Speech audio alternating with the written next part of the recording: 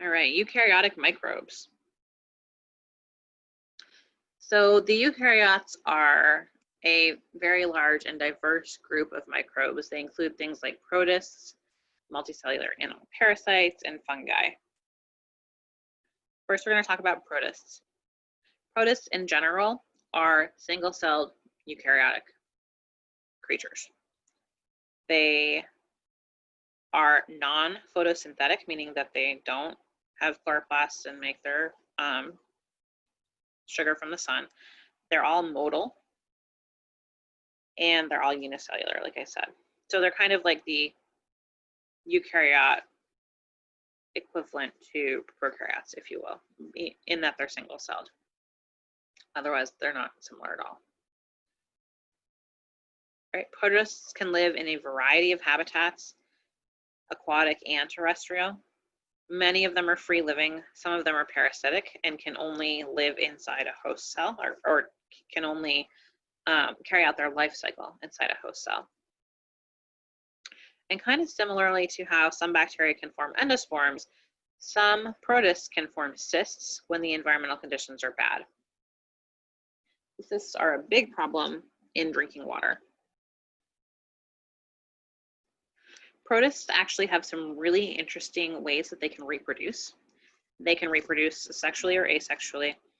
They can reproduce by binary fission or budding, kind of similar to how bacteria can. They could also reproduce by what's called schizogony, and this is very unique to only certain groups of protists. So in schizogony, you have the nucleus of the cell dividing multiple times while it's still inside the mother cell. And then all of a sudden, that mother cell breaks into many, many daughter cells. Protists can also produce haploid gametes that can undergo sexual reproduction. And they can undergo conjugation, kind of similarly to how bacteria can. A lot of times when you're looking at information on protists, you'll see the word trophozoites. Trophozoites are kind of the feeding and growth part of the life cycle. They're not the reproducing part of the life cycle. So here's a picture of schizogony. You have your original cell with a nucleus, right? And that nucleus replicates itself multiple times. And then you have schizogony that happens, and you have all of these little daughter cells or merozoites that are produced. Protists also have some really interesting and unique cell biology. So they're eukaryotic cells, right? So they have a nucleus, they have a plasma membrane. The plasma membrane has a special name called a plasmalemma. Sometimes they have bands of protein just inside the membrane that give it some stability and structure, and those are called pellicles. They're different than pellicles that we see in bacterial cultures. It's not a cell wall because it's not outside the cell, but it's just a little bit of extra stability just inside the cell membrane because they don't have cell walls and because they need to be motile and oftentimes move around and change their shape in their environment.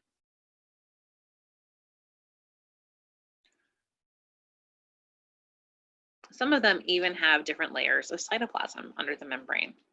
So they can have kind of outer layers called ectoplasm and inner layers called endoplasm. I always think of Ghostbusters when we talk about this. But inside the ectoplasm is the endoplasm. And so it's kind of hard to see. You really have to look at the granules and where they're associated in the cell. But some of this can actually contribute to the shape of the protist cells, which generally have very unique shapes. Protists may or may not have specialized feeding structures. Some of them will have cystomes, which are special structures that take in food by phagocytosis. Many of them will have little cilia that can move food toward the cystome so that it can take it in easier. Some of them have cytoprocs, which are structures that are used for essentially getting rid of waste, if you will. And some of them have contractile vacuoles. So a vacuole is an organelle that holds things like water, right? And if you are a unicellular microbe without a cell wall in an aquatic environment, you're going to be very highly susceptible to osmotic stress.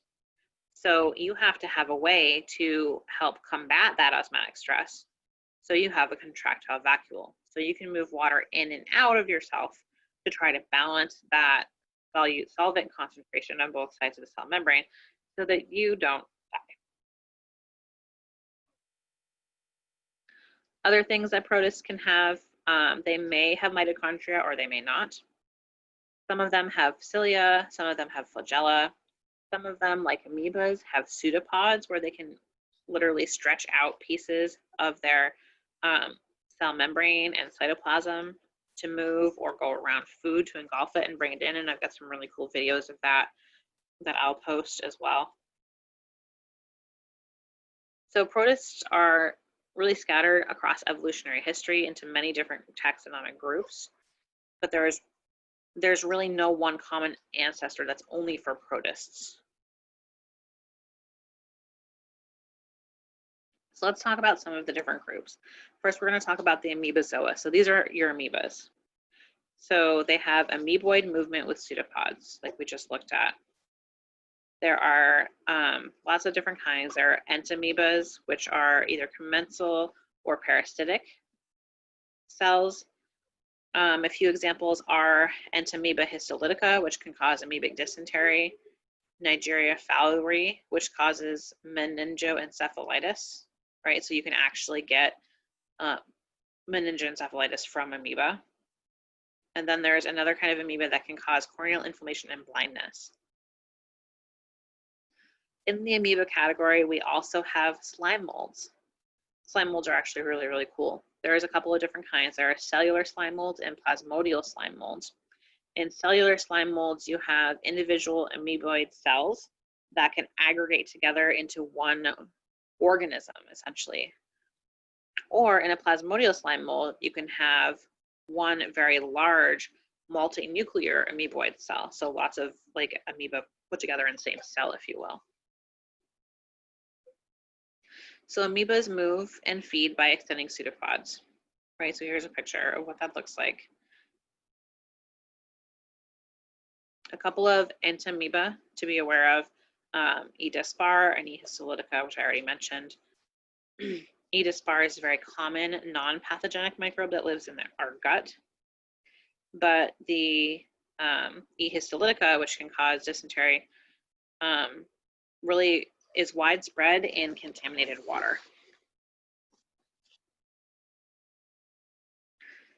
Here's a step-by-step of how amoebas can phagocytose or take in particles like food from their environment. There are a couple of videos here that I'm also going to post to the module on Canvas that really show this very well. So I encourage you to watch those. A little bit more about our slime molds. Okay, there's two main kinds, right? Cellular slime molds spend most of their lives as separate single-celled amoeba. But if there are certain chemical signals present, they aggregate together into a large swarm and they form these structures and they can ingest fungi and bacteria. When conditions are unfavorable, they can aggregate and release spores.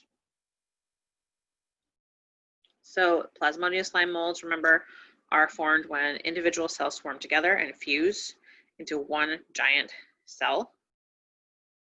And they do what's called cytoplasmic streaming. So the cytoplasm literally just moves around inside the cell and distributes oxygen and nutrients. A couple of examples are the cerium and dog vomit slime mold, which is actually a thing. And a great video here about that.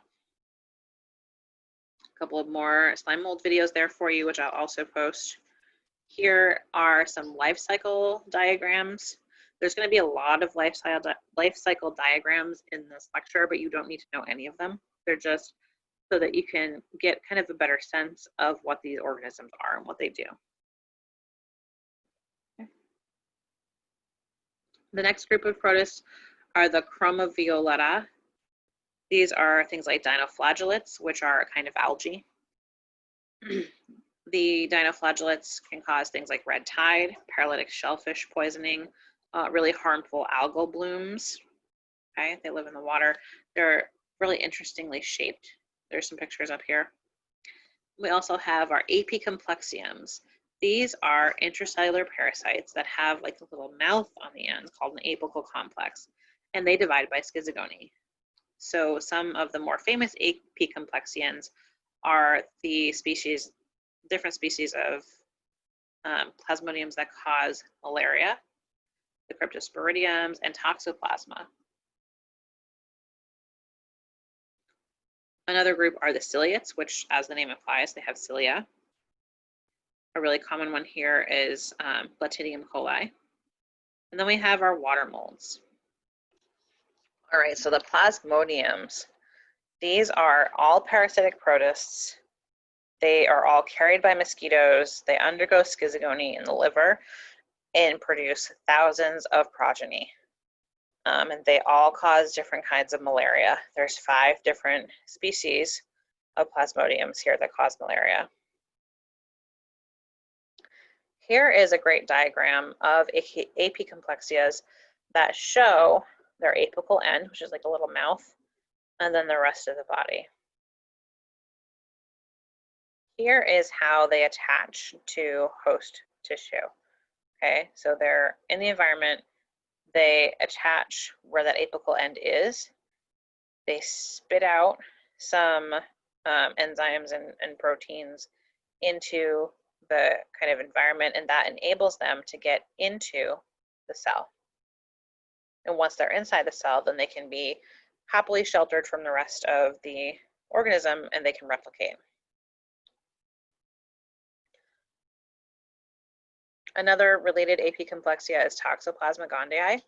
Toxoplasma, you might have heard of before. It can cause different infections and really a lot of problems for pregnant women, which is one of the reasons why they say pregnant women should not change the cat box, because Toxoplasma lives in cat feces. Toxoplasma infections are usually very minor and they go away on their own. Unless you're pregnant, then they can be very harmful to the fetus. Interestingly enough, toxo is transmitted usually between rodents and felines. And when mice are infected with toxo, they are less afraid of cats, making them more likely to get eaten by cats so that the cat can keep spreading the pathogen. Here's a diagram of that toxo life cycle. A couple more human pathogens, Giardia. Giardia causes Giardia beaver fever. It's usually in contaminated drinking water, like outdoor streams, causes severe watery diarrhea. The protists literally take up residence in the intestinal tract. So this is the inside of an intestinal tract, and these are all different Giardia cells. So don't drink the water outside unless you filter it first. Another one is leishmania, also carried by mosquitoes. It can be cause cutaneous disease, visceral or mucocutaneous, and become fatal. Another group of protists are the excavatas. These are really primitive eukaryotes and parasites, but they have really limited metabolic activities. They're very diverse. We really don't have to know a lot about them. Other protists, algae. Algae are technically protists. We are going to talk about them separately at the end of this lecture. There are the water molds, which are protists that kind of look like fungus, but they're not. They're protists. And then there are plankton. Plankton are technically protists. The plankton are kind of an informal category of single-celled microbes that drift or float around in the water, and they're moved by currents. Some of them are photosynthetic, and some of them are not. Okay. Next, in our eukaryotic microbes, we have the helminths. So the helminths are our multicellular animal pathogens. They're essentially worms. They are in the category of microbiology a little bit because in the very first stages of their life cycle, they're microscopic. Many of them are parasites. Many of them have very complex reproductive cycles. There are 2 major groups, the nematodes and the platyhelminths. The nematodes are commonly referred to as roundworms, and the platyhelminths are commonly referred to as flatworms. Let's talk about the nematodes first. They are a very, very diverse group. They have full digestive systems and they're non-segmented. So they're all kind of one system. Some of them are intestinal parasites. A few examples are Ascaris lumbricoides. It's the largest nematode intestinal parasite, even in developed countries. Thankfully, it's uncommon in the US. Pinworms, other roundworms, including heartworms that can infect dogs, hookworms, and trichinella, which come from undercooked meat. We have our platyhelminths. These are our flatworms, our flukes, our tapeworms, and our tubularians. The flukes are non-segmented flatworms. They have a sucker at their oral end, and they can attach themselves to the inner wall of the intestine, the lungs, blood vessels, liver, or really anywhere else, and cause very serious human diseases. Most people are pretty familiar with tapeworms. They're segmented flatworms that attach to the wall of the intestine. And tubularians are small, free-living worms. We're really not going to talk about them any more than that. Okay. Next, we have the fungi, right? There's a really great video here that I'll link you to about fungi from Crash Course. But we already know a little bit about fungi, right? They are microbes. They are chemoheterotrophs, meaning they get their carbon and their energy from ingesting other organisms.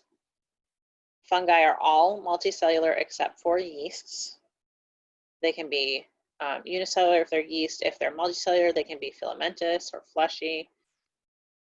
They absorb their nutrients through their cell walls and cell membranes. Okay. Some terminology. Mycology is the study of fungi. You've probably heard of that before. Some fungi can be harmful, causing infections or animal diseases or plant diseases. A lot of them are beneficial, though. We can use them as food or to make food. They can create drugs for us. The biggest benefit to fungi are that they're decomposers, right? They break down dead and decaying organic matter into nutrients into the soil. For the most part, the multicellular fungi we can identify based on their appearance, whether it's a mold or a mushroom. We can look at their colony characteristics if it's a mold and whether or not they're reproductive spores. You can actually grow fungi on a plate similar to how you grow bacteria. Some more technical terms here. You've heard of most of these. I'll point out that a yeast is a single-celled facultative anaerobic fungi. So there's no one yeast, right? Yeast is kind of an umbrella term for all the single-celled fungi that exist. Fungi can grow with very little moisture present, and they can grow in acidic environments, more acidic than bacterial cells can grow. And because of the chitin in their cell walls, which is a very, very strong substance, they're very resistant to osmotic pressure. All right, so a little bit about molds and fleshy fungi. You have our vegetative structures, okay, which are essentially the mushroom, right? They're composed of different cells interacting together. You can have a thallus, which is a body of mold or a fleshy fungus. Essentially, that is made of a mass of hyphae. Hyphae are long filaments of cells that are joined together. Hyphae are not completely separated from one another. There's a septum between each of the cells in the chain so that nutrients and cytoplasm and stuff can stream from one cell into the next. Some fungi have lost their septums and they are called co-enocytic. Some hyphae, rather, have lost their septums and they're referred to as co-enocytic hyphae. So some will have septums and some won't. If they've lost them, then they appear as kind of this long continuous cell with multiple nuclei inside them. Here's a great picture of bread mold. It actually goes much, much deeper into the bread than you can see with your eyes. So even though you're only seeing a small spot of mold on the surface of your bread, that mold is actually much deeper throughout the bread than you can see. So long story short, don't eat it if it's moldy. All right, a little bit more about hyphae. Hyphae grow by elongating at the tips, so kind of like a tree would grow, right? Hyphae grow from a spore like a tree grows from a seed. That's a great way to think about it. There are two kinds of hyphae, vegetative and aerial. Vegetative is for growth. Aerial are specifically for reproduction. Sometimes you can have large masses of hyphae, so large that they can be seen by the naked eye, and they can actually grow for miles and miles in the ground. A great example of that are the honey mushrooms up in the Malheur National Forest in Oregon and Washington State. So the honey mushroom is one kind of population of fungi that spans 2,200 acres and is about 3 feet into the ground. Scientists have found it and they've detected it to be about 2,400 years old. There's another population of honey mushrooms up in Washington State that is 1,500 acres large. Here's a couple pictures of that. All right, let's talk about yeast. Yeast are our unicellular fungi. They don't grow in filaments. They are spherical or oval-shaped cells. They're facultative anaerobes, which means that if oxygen is present, they'll use it. If not, they can ferment. Some yeasts will divide by fission. A lot of them will divide by budding, like Candida species, which include Candida albicans that causes yeast infections in humans. Saccharomyces, which is used in baking, so like the bread yeast. When a cell buds, you have the parent cell and it kind of makes a little offshoot of its cytoplasm and cell wall and then replicates itself into that, and then that will pinch off. And that's budding. Sometimes the bud will fail to pinch off all the way, and then it creates what's called a pseudohyphae, which is kind of like a chain of budded cells that are not completely separated from one another. Something really interesting that can happen in pathogenic yeast is that they can be dimorphic. So they can grow as a mold or a yeast. So yeasts will grow by budding. Molds will actually start to grow hyphae. A lot of that is temperature dependent. For example, at 37 degrees Celsius, human body temperature, some yeasts will grow as yeast, and if that temperature decreases, they'll start to grow as mold. All right, fungal reproduction. Fungi can reproduce in a number of different ways. Overall, they reproduce by making spores. Those spores can be made sexually or asexually, depending on whether there is a fusion of nuclei for mating types or not. Spores are formed in aerial hyphae, not vegetative hyphae. They detach, they go on to somewhere else, and they form new hyphae, right? So fungal spores are not nearly as tolerant to harsh conditions as like bacterial endospores would be. There are lots of different kinds of spores. They are produced by mitosis and subsequent cell division. We have conidiaspores, which are kind of produced in chains at the end of hyphae, not enclosed in a sac. Okay. Then we have our sporangiospores, which are formed at the end of hyphae, but they are enclosed in this nice little happy protective covering that you can't see here called the sporangium. Here's a bigger picture of conidiaspores. Here's a bigger picture of conidiaspores. Arthrospores are when actually the hyphae themselves actually kind of fragment at the end, and that fragment breaks off as a spore. Blastospores are buds, essentially, that are that turn into pseudohyphae because they don't completely bud. Chlamydiospores are very thick-walled spores. that are formed from an enlargement within the hyphae itself. Candida albicans is a great example of a yeast that can make that structure. Okay, here's another picture of the sporangiophores. Again, you can't see the sporangium really, but you can see how all these spores are kind of ordered together, but they're kind of all kept together. You don't need to know a lot of details about the different kinds of spores. Okay. Sexual spores are a little bit different than asexual spores. There are 3 phases of reproduction: plasmagamy, karyogamy, and meiosis, and you should know those in order. Plasmagamy is when a haploid nucleus of a donor cell penetrates into the cytoplasm of the recipient cell. Okay. Karyogamy is when the nucleides fuse into a diploid, and then meiosis is when the diploid nucleus gets divided into 2 haploid nuclei spores.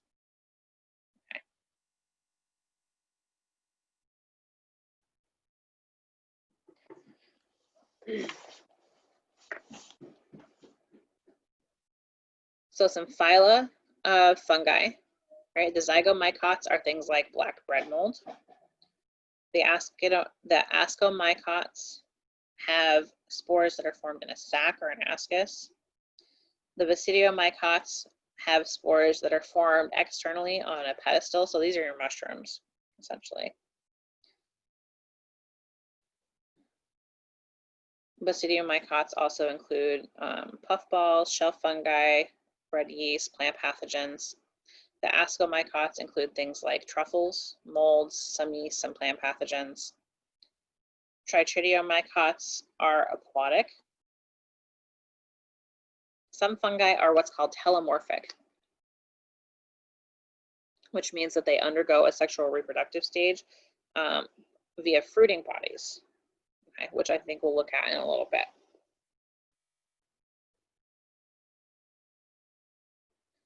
Here are some diagrams of life cycles. Again, you're not going to have to know the life cycles. There are different kinds of fungi have different life cycles.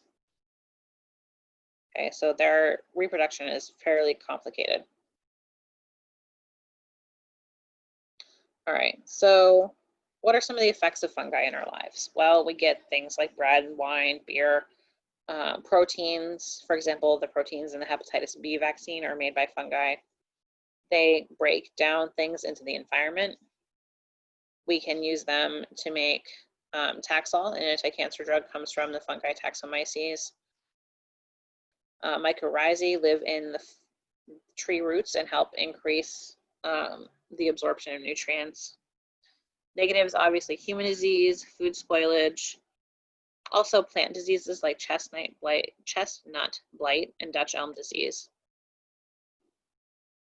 Where a lot of focus is, though, just like in bacteria, is on the pathogens and the infections that they can cause. Mycoses are fungal infections. They're long-lasting, they're slow-growing, they're difficult to treat because they're also eukaryotic cells just like ours. There are 5 groups, depending on where they are in the body, and you guys are probably familiar with these terms like systemic and subcutaneous and superficial. There is a table here that is going to be pretty hard to see, but it just goes through some of the phylums of fungi and some of the example human pathogens in those phylums. That fungi can also be detrimental to structures like houses. Fungi love to live on drywall. And so if you have a house that's been flooded or things like that, you could get a lot of very harmful mold growing in that house. That mold can be hazardous to your health. Let's talk about candidiasis. So candidiasis is more commonly referred to as yeast infections caused by Candida albicans. Candida albicans normally resides in the intestinal tract and on mucous membranes. The symptoms depend on the area of the body that's infected. So most people are familiar with vaginal yeast infections. It can also cause thrush in the throat or the mouth. Sometimes that's seen in babies that are nursing. Sometimes that's seen in asthma patients who have to take specific steroid inhalers. That steroid actually can encourage the growth of yeast. There's a newly emerged species of Candida called Candida auris, which is really interesting and really presents a health threat globally. It can cause much more severe illness than Candida albicans, and it's often misdiagnosed as Candida albicans, and therefore not properly treated and gets worse before it's recognized as being Candida auris and not Candida albicans. Candida auris, this is in 2018. It shows you how prevalent it is across the United States. I'm sure there's probably more of it right now, but people are not focused on this right now. Everyone's focused on coronavirus. A few more fungal diseases: aspergillosis, caused by aspergillus fungi. Aspergillus genus of fungi are really, really common environmental fungi. They're in the air all the time. We're always breathing in and out aspergillus spores. Most of the time, that won't make us sick. If you have a weakened immune system or lung diseases, you are much more susceptible to developing infections, and those infections could be mild or serious. They can cause allergic reactions.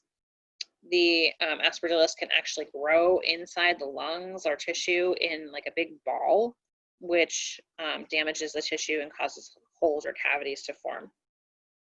It can even grow on the skin or be invasive and grow throughout the body, but that usually only happens in very, very immunosuppressed patients. There's a laundry list here of other fungal diseases, and I linked you to the CDC website on fungal diseases that mentions a whole bunch more. I'll just mention a couple of them: fungal nail infections, fungal eye infections, which are common after eye injury or surgery. Ringworm, tinea pedis, is a fungus. Histoplasmosis, found in bat droppings. Lots of examples of fungal diseases that exist. All right, moving on. We'll talk about lichens. Lichens are fungi and algae mixed together. They are in the kingdom fungi. They are usually on soil or rocks where the algae or fungi couldn't live there alone, but together they can live. So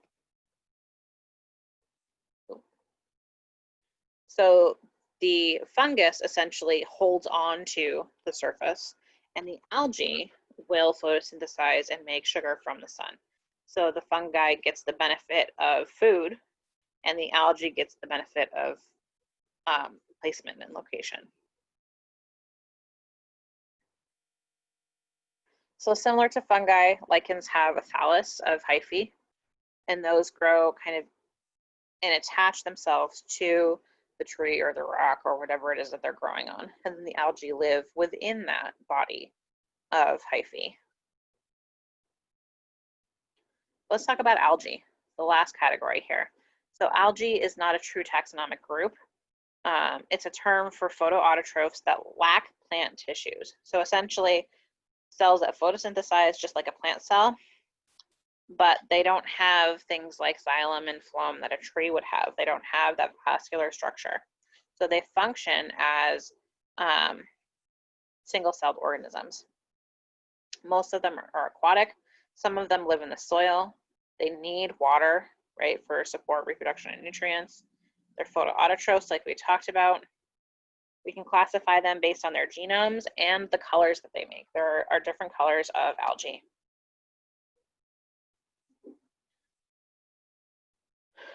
So because they don't have any vascular tissue, they absorb water and nutrients directly into their cells.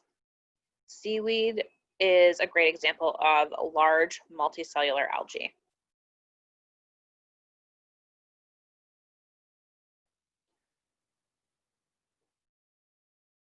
Algae, we have the brown algae, which is essentially kelp. It can grow very, very long and very fast. It's harvested for algin, which is a food thickener. We have red algae that is either branched or crustose. It lives on rocks. We actually harvest that for the agar that we use to make our plates in microbiology and other thickening agents. And then we have green algae, which is kind of the broadest group. It gave rise to plants evolutionarily. Most of them are microscopic, but they can also grow filamentously or multicellularly. And they can cause algal blooms, which can deplete oxygen and nutrients from bodies of water.